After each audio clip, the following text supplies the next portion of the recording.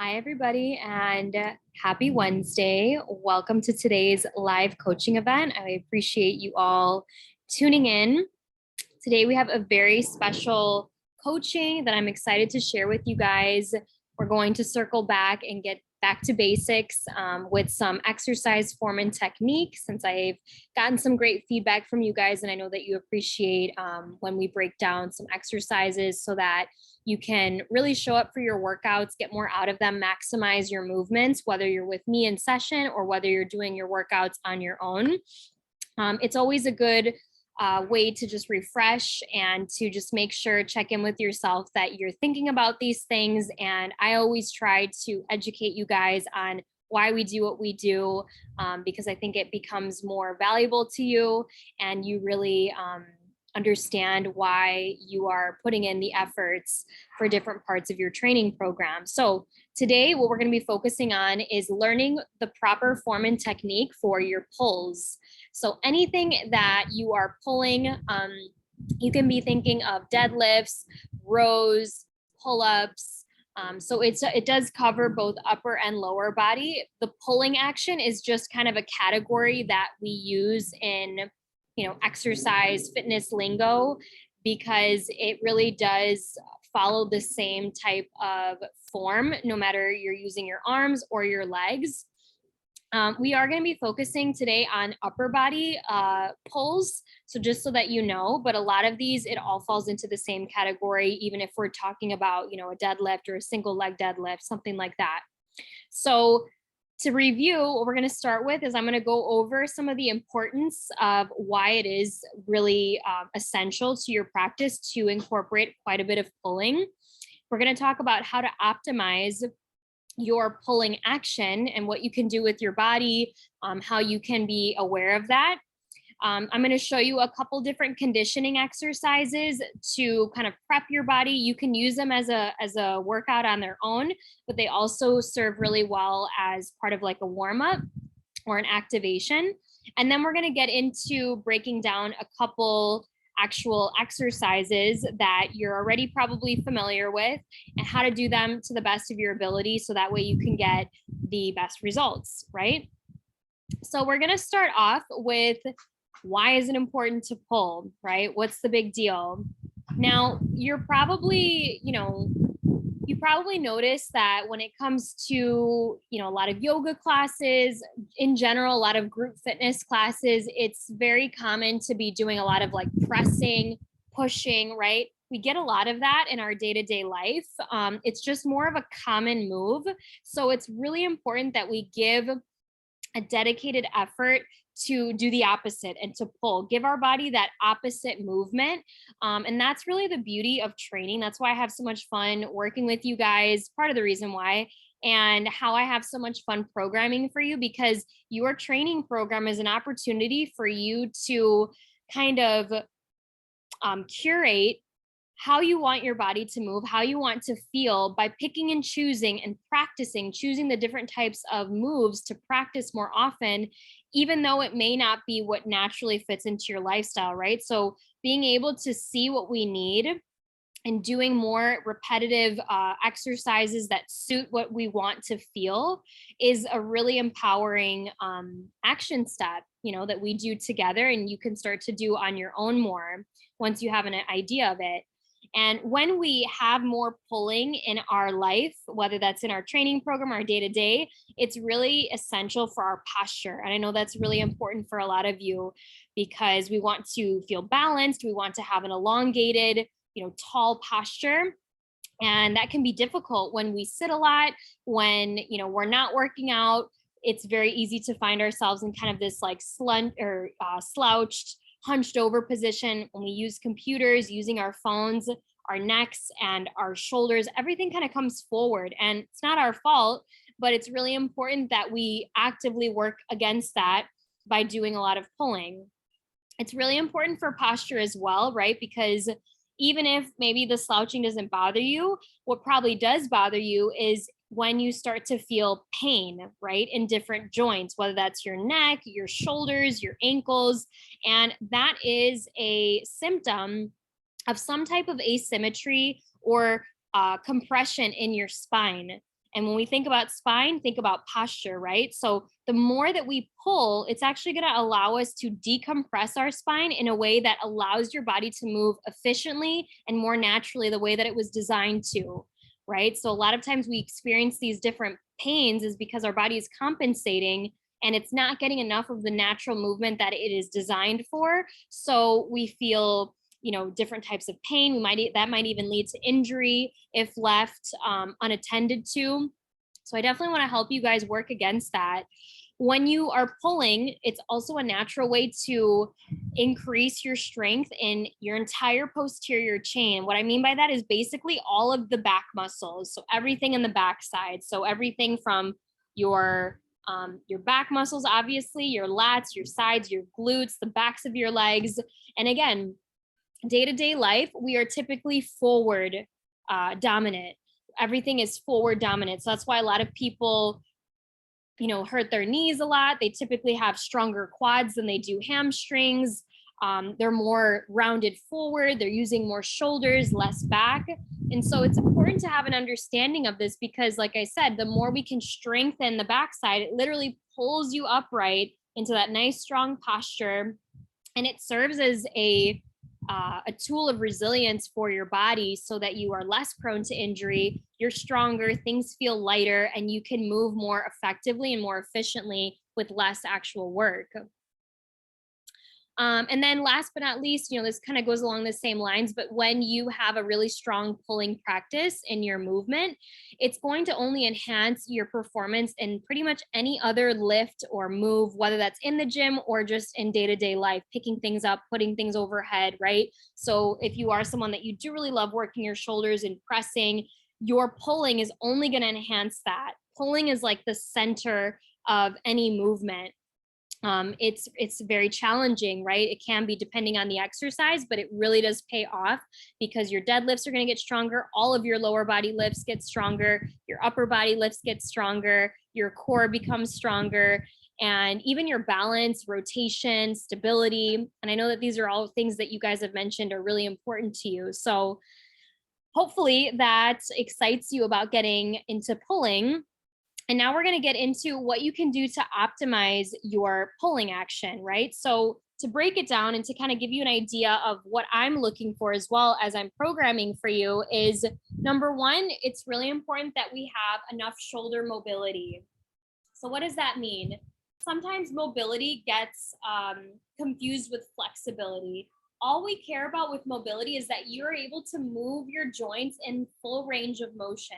And because our back is set up here, we want to make sure that the closest joints are as mobile as possible. So number one would be your shoulder mobility. We want to make sure that we can move in all planes, but it's also very important that your hips are as well mobile, meaning that you have limited limitations, I guess, or almost full range of motion in all angles and directions. That's really going to help you to be able to get your full lifts as strong as possible. Now, one way that I kind of assess this, and you can totally do this at home as well, is I will do a shoulder mobility screen, which typically is very simple. All you're going to do is you're going to make little, like almost cinnamon rolls with your hands, keeping your thumbs tucked in. And you start with your arms down at your side. And in one motion, while maintaining a nice long spine without letting your neck change, you're simply going to just reach the opposite arm down your back and reach the other arm up your back, holding your little cinnamon rolls. And essentially what we want to know is how much space is there between your fists when you do that without any change in the neck, right? So if I were to do it from the side here, here's what it looks like. Okay. And then if I turn around, you can see the space between my hands, right? And then if I go to the other side. Now, depending on your mobility, essentially the more space that you have between your fists, the less shoulder mobility that you currently have. The shorter amount of space, or maybe if there's no space, if they touch, the shorter amount of space, then that means you have more range of motion in your shoulders. And that's always something we're trying to work towards. So there's nothing wrong if you have more space or less space. It's just a good indicator of knowing, okay, if I have a lot of space between my hands and you can even feel it, maybe it feels tight to get in that position, that's going to help me to know that I need to be doing more exercises, more warm-ups to loosen up my shoulders via foam rolling, trigger point therapy, T-spine mobility, right? All of those different stretches that many of you are totally well-versed in. And then on the other hand, if you do have really great mobility and you're able to touch and there's no problem, no tightness, then that's kind of like your green light to challenge yourself when it comes to more high level performance goals in terms of like vertical pulls and different types of pulling, right? So it's just a good way to check in with yourself. So that's one way that you can kind of assess where you're at, and using that as a marker to go back to. So let's say after a month of doing a lot of really great shoulder mobility work, you can go back and retest using that same shoulder mobility screen, and you can even measure and see your progress over time. So it's really exciting. Also, I want to mention too that if you have more than the length of your hand between your two fists when you do that screen, that would typically mean that you would want to pump the brakes a little bit when it comes to vertical pulling and pressing, right? So that's something to keep in mind for programming. Typically, I like to see that you have a lot of range of motion, almost, no space, or at least that hand in between your fists for the screen, in order for us to do a lot of overhead pressing and pulling. So just something to keep in mind. If you have any questions about that, please let me know. Okay, so now that we know that, again, I mentioned that it's really important as well to optimize these pulling moves, that your core is super strong. And of course, like anything else, practice and consistency. So the more that you do these moves and the more frequently you incorporate pulling into your practice, it's going to help everything get stronger, as you know. So the first two conditioning exercises I'm going to go over and demo for you guys is our windmill and our, losing my words right here, arm bar, okay? So you can do this with weight. You can also do it without weight. So I'll show both. Let's go first with the windmill. Okay, so with our windmill, this is going to help us to optimize our shoulder mobility as much as possible. It's going to give us a great stretch. You're probably going to feel this in other areas of your body as well, like your hips, which again, everything is related. So for stretching the shoulders and the hips, that's a win. And I'm just going to be using this block, but again, you could also be doing this holding a dumbbell, holding a kettlebell, whatever works. And essentially, I'm going to come into a half kneel position, which just means that I'm looking for that 90-degree shape underneath my front hip and then below on the bottom. I'm going to then take my weight or block, whatever you're doing, and then I'm going to anchor it down in my shoulder and press it straight up overhead. So it's really important that this, your bicep is close to your ear without shrugging that shoulder. So there's still that space. I'm anchoring into my lat, but it's nice and upright, completely vertical. And then simply for your windmill, what you're going to do is you're going to keep your pelvic bone tilted up. So think about tucking that tailbone. I'm going to swivel my back foot down. And then as I keep my eyes on the inside of my wrist up here, I know it's a little cut off, I'm going to slide the opposite hand down my body until I get down to either my hand or, if you're able to, your elbow. And from this position here at the bottom, I'm trying to create one line from the top of this block to the bottom of my lower elbow, keeping my ribs pulled in, keeping my head and my shoulders pulled back. And then I come back up. And there's, of course, a bunch of different variations on how to do this. You can do it for reps. You can do it for time. It depends on what's in your program at the moment, but play around with it,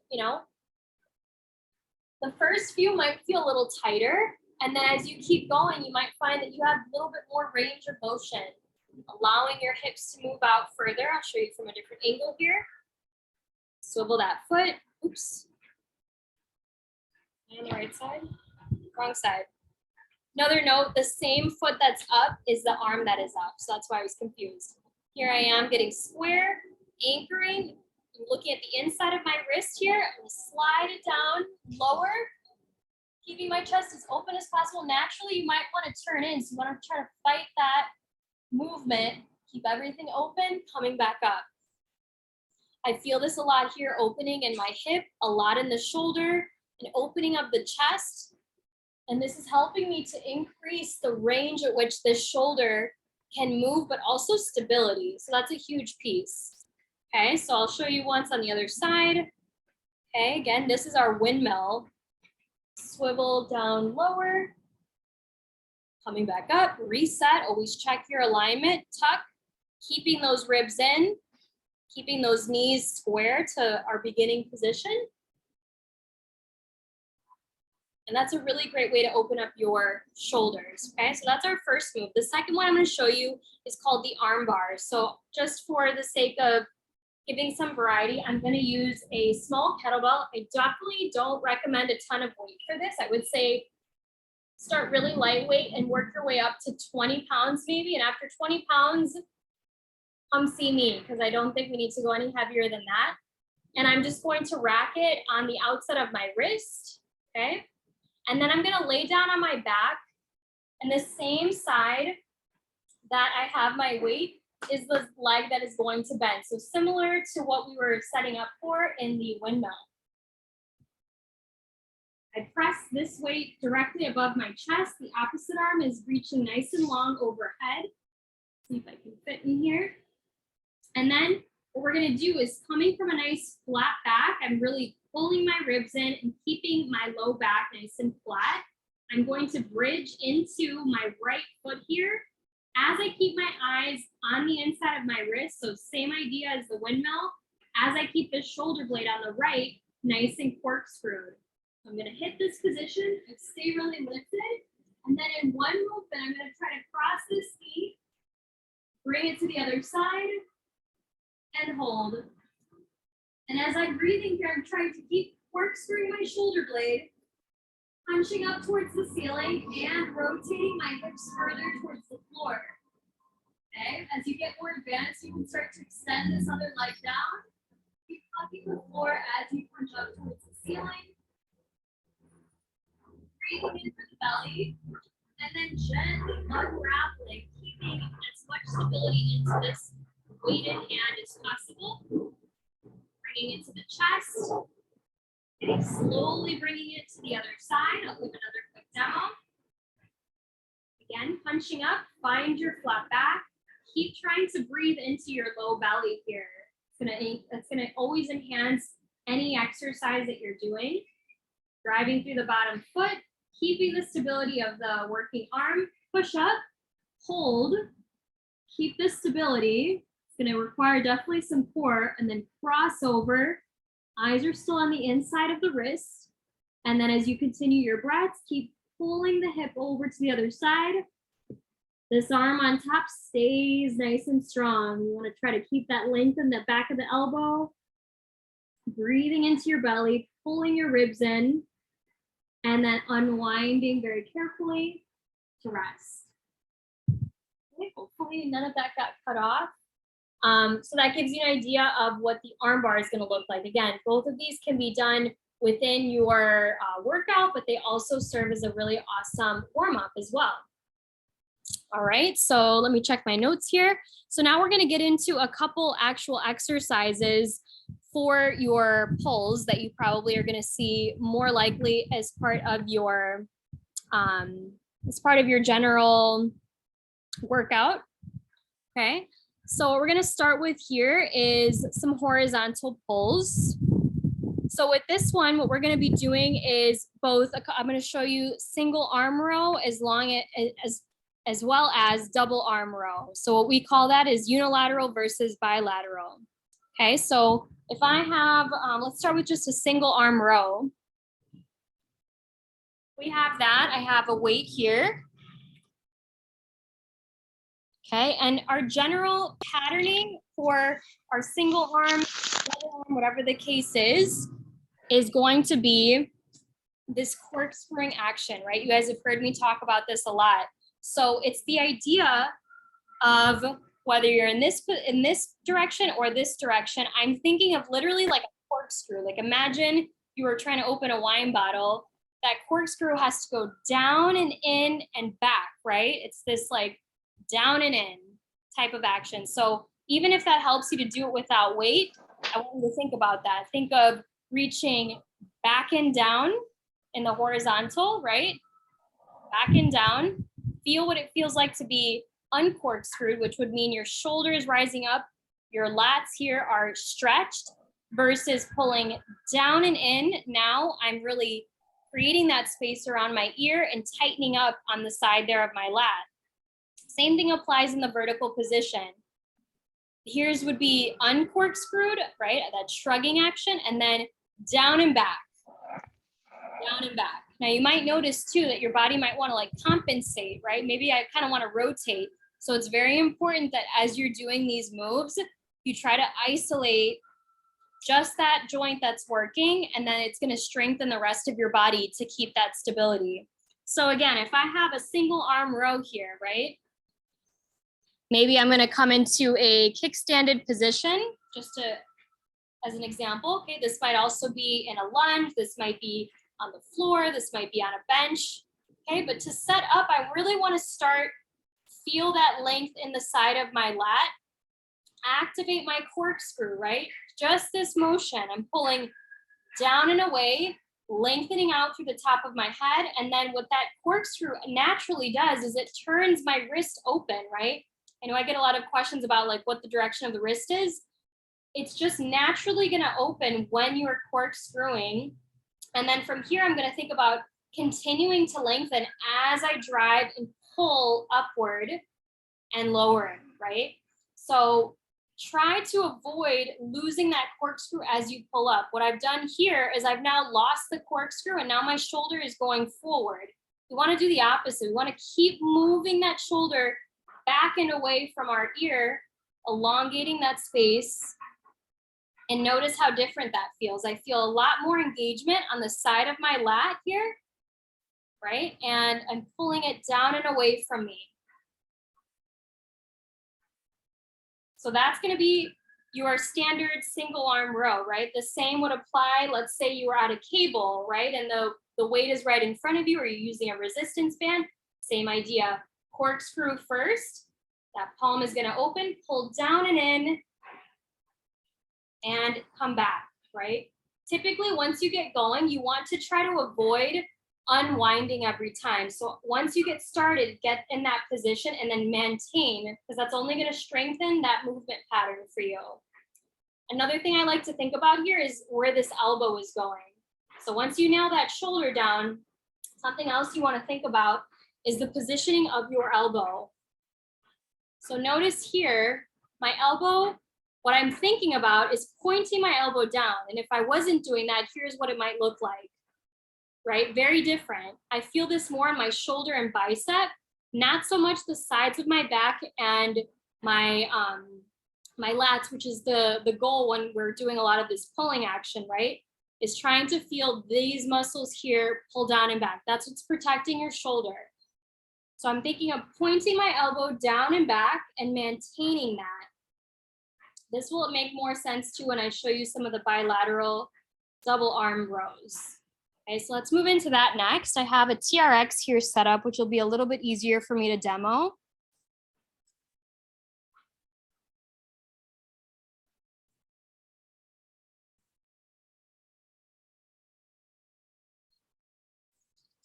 Okay, so we're gonna set our feet up.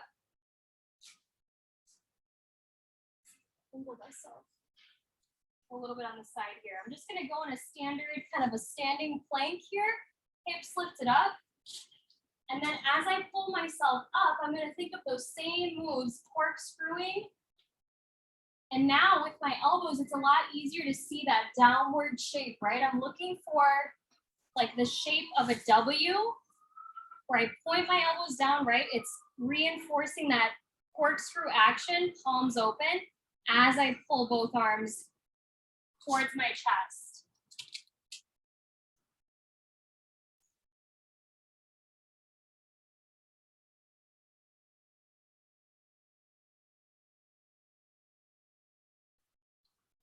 Now, I know it's a little bit of a farther, it's a little bit harder to see here, but what I want you to focus on when you're doing both arms pulling together is like your shoulder blades are coming together to kiss.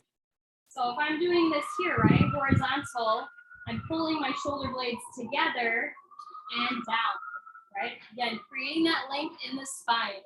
And this also applies, let's say you were doing a vertical pull, right? So the same applies here as well, whether I'm doing a pull-up, I'm gonna pull those shoulders down and then pull, pull, pull, pull, pull straight down, elbows in, shoulders open, reset.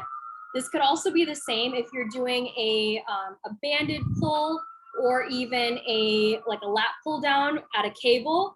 Same idea, pull, pull down, notice this W shape, and then release.